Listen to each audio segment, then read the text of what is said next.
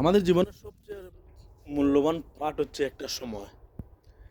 আপনি আপনার একটা মিনিটের অনেক দাম আছে, একটা সেকেন্ডের দাম আছে আপনার কাছে। আমার মতো যারা সময়ের লস করে জীবন নষ্ট করছেন বা ইনকাম সোর্সের রাস্তা নষ্ট করছেন, বিশেষ করে এটাই বলবো, কোনো সময় লস করা যাবে না কোনো কাজহীন ছাড়া। আপনার প্রতিটা সময়ের অনেক মূল্য আছে, অনেক দাম আছে, বুঝতে পারছেন? আমি নিজে একসময় একজন সময়ের লস করার পেশেন্ট বলতে পারেন। মানে আমি অনেক সময় কিছু সময় লস করছি বিভিন্ন লেখামের মধ্যে, মানে যে কোনো কাজ এমন কাজ করছি যে কাজে আমার কোনো কাম আসবে না বা এই কাজে আমার কোনো কাজের না, বিনা কাজে বা বিনা জয়গে আমি অনেক সময় নষ্ট করে ফেলছি।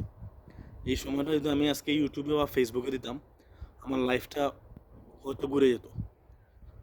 আপনারা যাদের কোনো কাজ নেই, পর্যাপ্ত সময় আছে, এই প্ল্যাটফর্মে সময় দেওয়ার চেষ্টা করুন। ফেসবুকে হোক আর ইনস্টাগ্রামে হোক আর ইউটিউবে হোক বা টিকটকে হোক।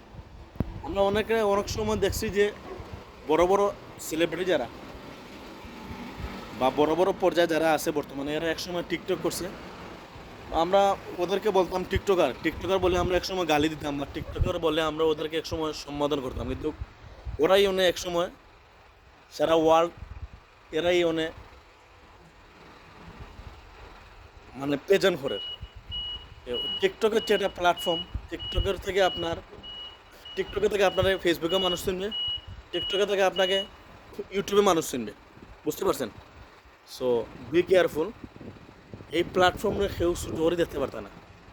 এটা একটা বহুত বড় একটা প্ল্যাটফর্ম। এই প্ল্যাটফর্মে আমি ছোটো করে দেখতে পারবো না। টিকটক হচ্ছে মানে একটা পরিচিত প্ল্যাটফর্ম। এই প্ল্যাটফর্ম থেকে আপনাকে চিনবে মানুষ ফেসবুকে চেনার পরে আপনাকে চিনবে মানুষ ইউটিউবে। সো আমি নিজেই একসময় মানুষের টিকটকার বলে সম্বোধন করতাম। যাদেরকে আজকে আমি গত 2 বছর বা 3 বছর আগে টিকটকার বলে সম্বোধন করছি, এরাই ফেসবুক ইউটিউবে কোটি কোটি টাকা, লক্ষ লক্ষ টাকা ইনকাম করে।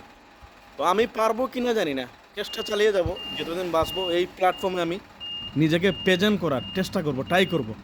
তো আমার যারা ফ্যান ফলোয়ার আছেন, আমি বিশেষ করে এরাকে বলবো, আমার টিকটকের লিঙ্ক দেওয়া আছে আমার আইডিতে। ইউটিউবার ফেসবুকের তো লিঙ্ক অবশ্যই পাবেন আপনারা।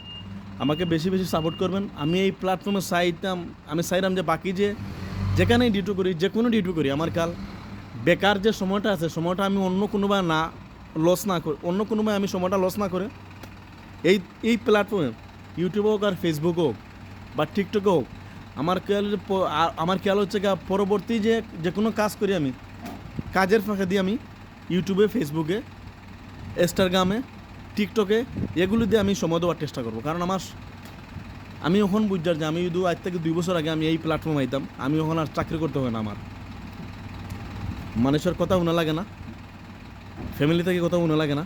যদি আমি নিজে আগে এস্টাবলিশ করে ফেলতাম, যে আজ থেকে 2 বছর বা 3 বছর আগে আমি যেটাই কাজ করি না কেন, কাজের ফাঁকে দিয়ে যদি আমি ব্লগ বানাইতাম, ইউটিউবে সময় দিতাম, ফেসবুকে সময় দিতাম, টিকটকে সময় দিতাম, ইনস্টাগ্রামে সময় দিতাম, আমি এখন আর বর্তমানে হয়তো আমার চাকরি করা লাগতো না।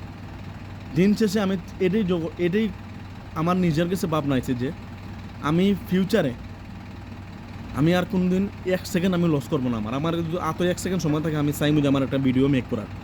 So thank you so much. Next কোনো ভিডিওতে দেখা হবে।